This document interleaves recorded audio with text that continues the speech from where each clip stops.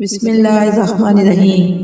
محترم سامعین، ماہ رجب المرجب آہستہ آہستہ گزر رہا ہے۔ پروردگار عالم سے دعا ہے کہ یہ ماہ رجب المرجب ہم سب کی زندگی کا آخری ماہ رجب نہ ہو، بلکہ بار بار پروردگار عالم ہمیں توفیق، صحت اور زندگی دے کہ ہم اس کی رحمتوں کو پالیں۔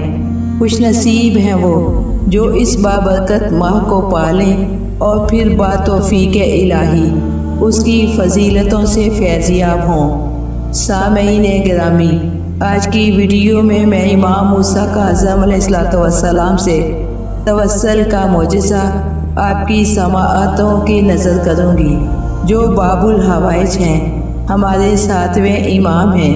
25 رجب ان کی شہادت کا دن ہے۔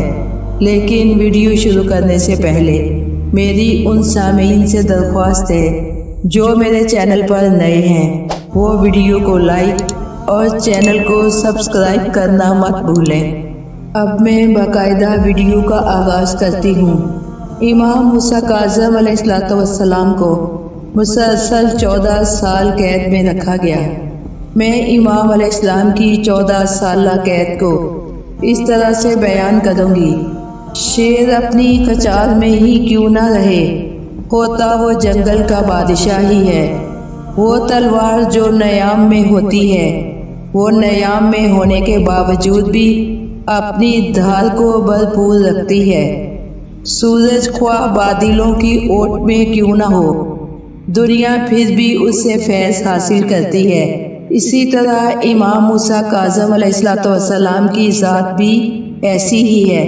اگرچہ آپ قید و بند میں رہے، لیکن ہم آپ کی زندگی کا عنوان آپ کی صحبتوں کو نہیں بنا سکتے، بلکہ آپ کو باب الحوائج اور کاظمین الغیظ کے طور پر دیکھ سکتے ہیں۔ آپ مشکلات میں نہیں تھے، یہ مصلحت پروردگار تھی، بلکہ مشکلات سے نکالنے والے تھے۔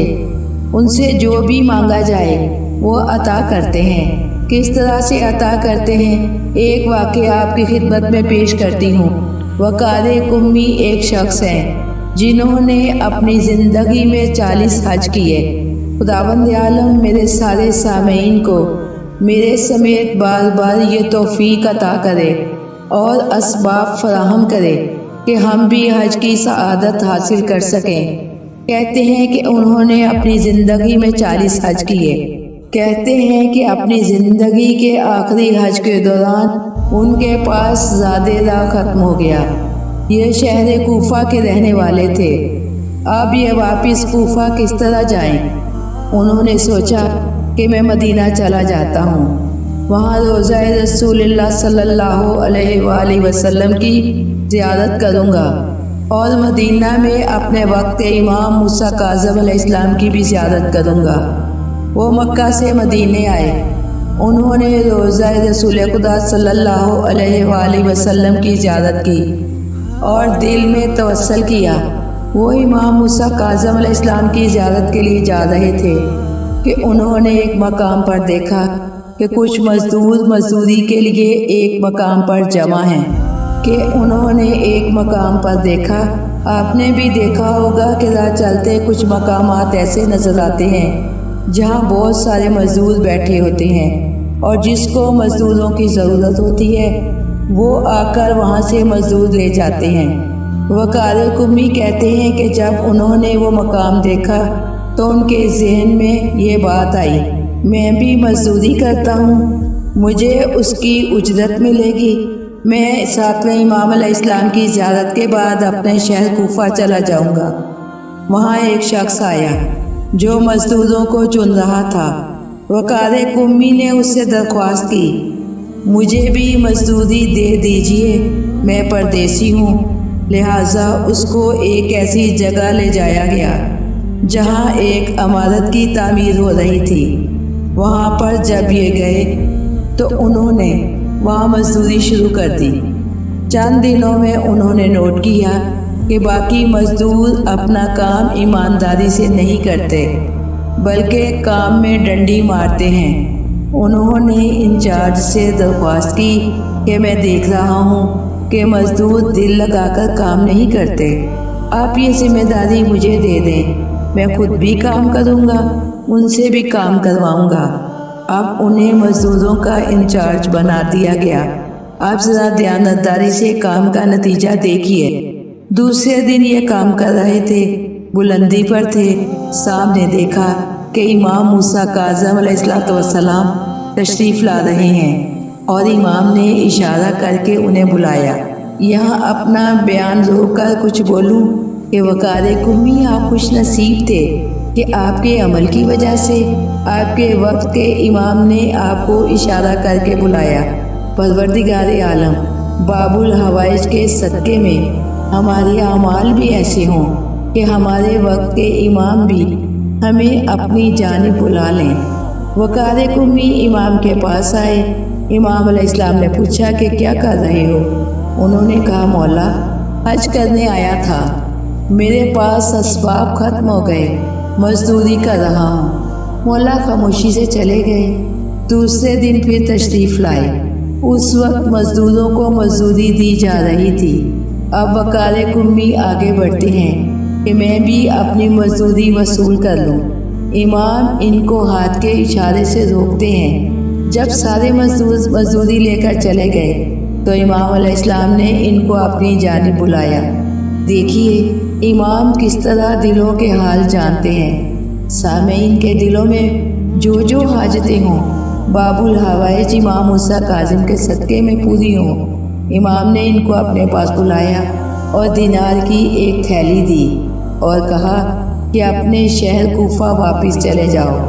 وہ تھیلی لے کر خوشی خوشی اپنے اس مقام پر آئے جہاں وہ ٹھہرے ہوئے تھے۔ تھوڑی دیر کے بعد ان کے دروازے پر دستک ہوئی۔ انہوں نے دروازہ کھولا تو دیکھا کہ مولا کا غلام کھڑا تھا۔ اس نے مولا کا پیغام دیا کہ مولا کہہ رہے ہیں کہ وطن جانے سے پہلے ہم سے ملاقات کر کے جانا۔ وقار قمی جانے سے پہلے امام علیہ السلام کی خدمت میں حاضر ہوئے۔ کہا مولا آپ نے بلایا تھا؟ کہا ہاں بلایا تھا، فلاں مقام پر جاؤ، وہاں سے ایک قافلہ کوفہ جا رہا ہے، ان کے ساتھ مل جانا، تمہیں راستے میں کوئی تکلیف نہیں ہوگی۔ اور ایک خط دیا کہ یہ خط علی بن حمزہ کو دے دینا۔ بس یہ اس مقام پر آئے جہاں کا مولا نے حکم دیا تھا۔ وہاں پر قافلہ موجود تھا اور انہیں راستے میں کوئی زحمت، کوئی تکلیف نہیں ہوئی۔